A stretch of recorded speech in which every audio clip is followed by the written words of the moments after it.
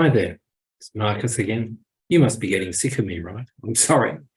But I did want to explain to you why we run an embodied movement session at the beginning of each day.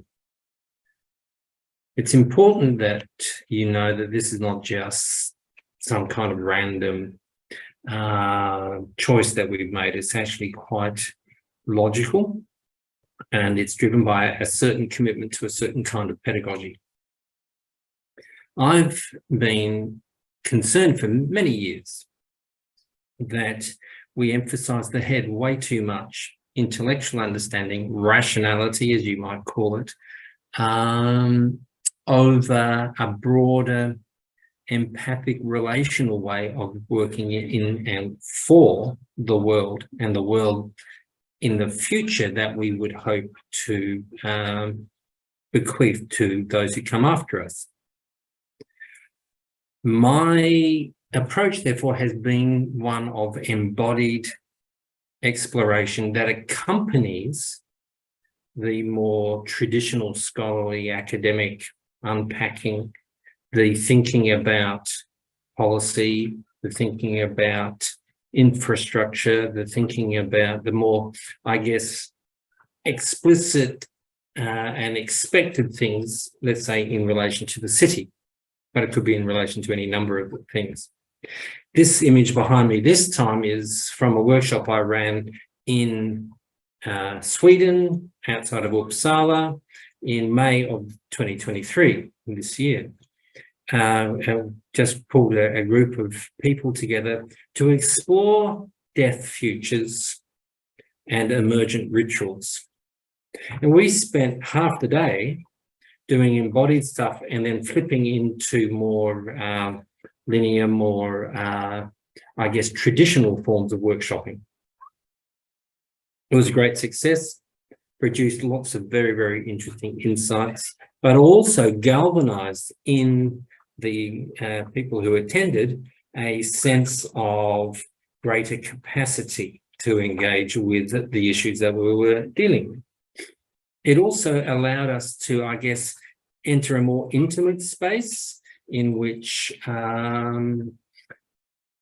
kind of honest sharing could occur, a sharing that we got to much faster than if we'd been using more traditional workshop methods.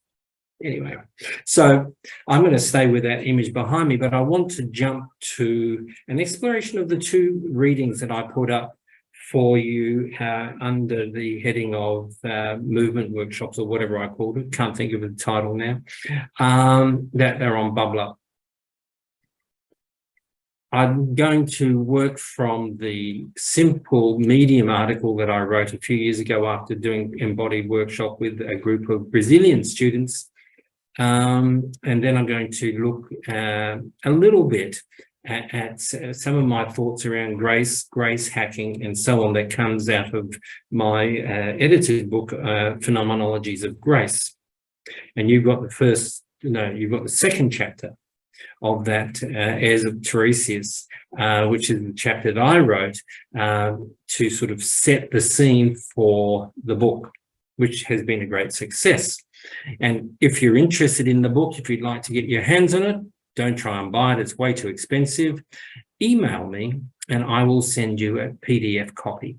Don't tell anybody, because it's kind of naughty. But I think it's outrageous that people get locked out of these ability to access this kind of learning. And it's a fantastic book. It's such a rich resource, and you might find it really useful.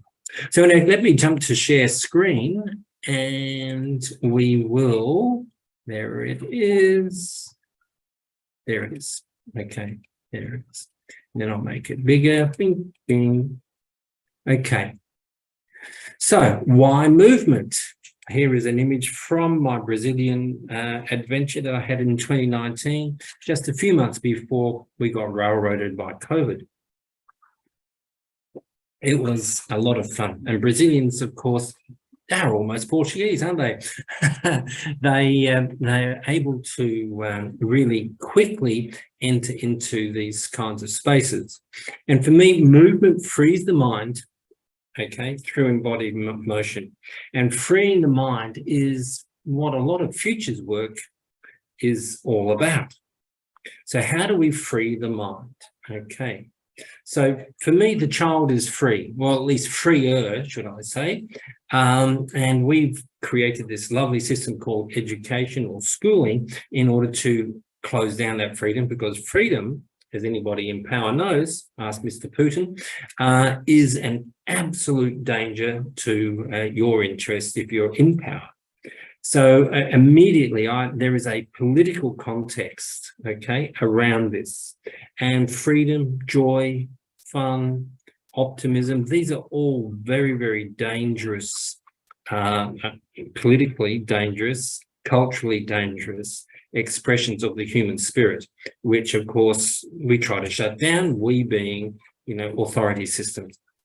So what I want to say, first of all, then, is to free the anticipatory imagination from conditioning takes work that encompasses critical reflection, that's what we do with our head, cultural creativity, playing and exploring new forms, spiritual engagement, that means seeing the relational as the bedrock to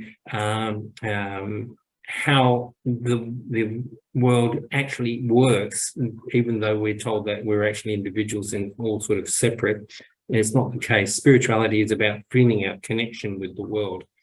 It's got nothing to do really with religion. Religion is just an institutional and historical form that sort of grew around groups of people and out of groups of people's interactions in order to harness, and sometimes one would have to say domesticate, the spiritual urge. And the last point is embodied play. Okay, so to actually free the anticipatory imagination, embodied play is a basic ingredient. Yeah, so that's point number one. So we study the future. Why? I talked a bit about this in one of my other clips for you, because our assumptions about the future directly impact on our decisions, actions, and aspirations today. The whole point of this study of the future, of course, is to become free from the gravity of the present. The present kind of makes us think that this is reality and this is the only reality, so that we can generate actively alternatives to the given future. It's not and I want you to note that that future, the given future, is a singular in the case of the current reality as maintained and fostered by institutional systems that are designed to keep the powerful in power and those who are not in power to at least keep us comfortable and well fed, hopefully, and not misbehaving too much. Okay. So this gets us down to play, and I love bubbles. So embodied play gets us out of our heads and working within our capacity. That means you play as much as you can, given your sense of how safe you are. That's a point that I'll be making when we meet on Monday morning. So we're working within our capacity on playful emergence, in which we release positive hormones, yes, delight, joy, that acts as the foundational disruptor for the critical, cultural, and the spiritual. So you can see that in my mind, there is a clear link between joy, embodied play, and the hormonal release of the dopamine that comes out of all of this. The dopamine is the pleasure hormone, or one of the pleasure hormones, that comes with having fun, basically. And that dopamine acts as a solvent on our imagination, releasing it from conditioned responses today that can lead us into exploration of alternatives to the given. So this brings me to this concept of grace and the grace hack. So what does a hacker do? The hacker looks around, looks at a program or a piece of technology like oops, is that working? No, you can't see it. That's my iPhone. It takes pieces of technology and discovers new things that you can do with them, things that weren't necessarily anticipated or thought of by those who created. So a hacker finds new ways of working with given sets of tools. You might call them algorithms. And of course, all culture, I would have to say, if we're going to use that metaphor, is algorithmic. So then what can we say? First of all, so the hack is to take our culture and to find new forms that are already there, they just haven't been pulled together in these interesting ways that generate alternatives. There are many, we have an incredibly diverse, rich and potential cultural basis to work from. We can talk more about that over the week. But for me, the ultimate hack is what I call a grace hack. And I'm going to talk a little bit about what I mean by grace. It's not, cross yourself and get down on your knees and pray for grace. Dear God, give me my X, whatever it is that you want. No, it's not that at all. It's something quite different. So a grace hack, it disrupts through delight in play and movement. Grace hacks are workshopped sessions which release new visions, a sense of expanded capacity, and a good dose of constructive hope.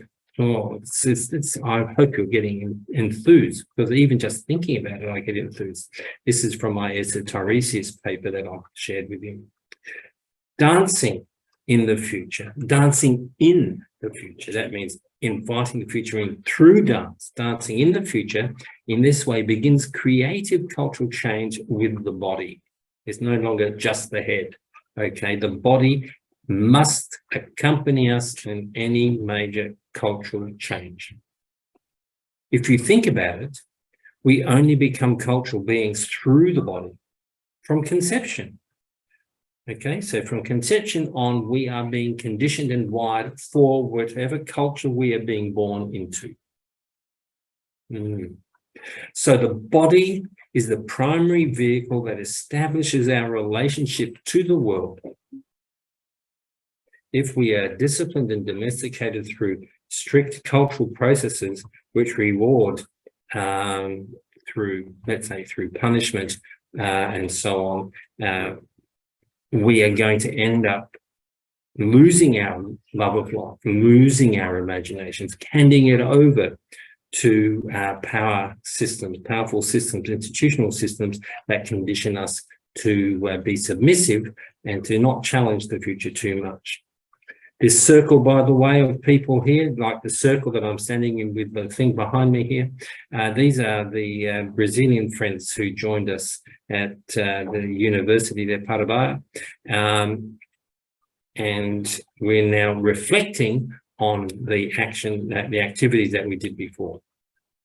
So uncanny knowing. So what does the uncanny mean? The uncanny is an interesting English word. Canny comes from the Old English word ken, which is to know. So the uncanny knowing is a sense of knowing that doesn't fit with general processes, general expectations for what knowing should really be. So to work with the body invites in grace hacks, and as I said, I'm still going to talk about grace, that peel back our conditioned being and habit, revealing what is a remarkable and magically deeply connected world we inhabit. Uncanny knowing, therefore, acknowledges transgressive nature. That means the breaking of rules of consciousness beyond linguistic. We are caught in language frames that hold us in. Most of you guys that I'm talking to are bi or multilingual. Even so, the language systems that we are born into and that we learn along the way are all language systems that follow rules. Those rules tend to prioritize or privilege text, for instance, the written word over experience. There are some things that we cannot put into words. Some of the kinds of feelings of love and fear and terror and hope, the feelings that you might have when you see a full moon, and we're coming up to a full moon soon, or a sunset or a rainbow, or the feelings that we also get when we see something quite incredible like a city skyline, or something where thousands of human hours and all this energy has gone into creating this incredible thing, which we know is a city. So the body knows, engages body wisdom, and is a vehicle for a deep expression and appreciation of this thing called grace. Okay, so what is this thing called grace? I love this image, by the way. I think it's great. So grace suggests an uncanny epistemology. That means an uncanny knowing. A way, epistemology is the philosophy that pertains to or relates to how do we make what we know. So grace is a rupture in the fabric of the average, everyday, commonplace conditioning. Both a rhapsodic moment on a mountaintop and the death can engender such a rupture, as can illness or a near-death experience. Yet grace can also interrupt us whilst we're brushing our teeth or washing the dishes. Grace has no regard for time or timing. It is a law unto itself. Despite all the hype, however, grace is often not a pretty thing. It's not this amazing grace that from that beautiful spiritual song. Grace troubles, it disturbs, it breaks down, and it debunks as often, if not more often, than it lifts up, elates, transports, and overjoys us.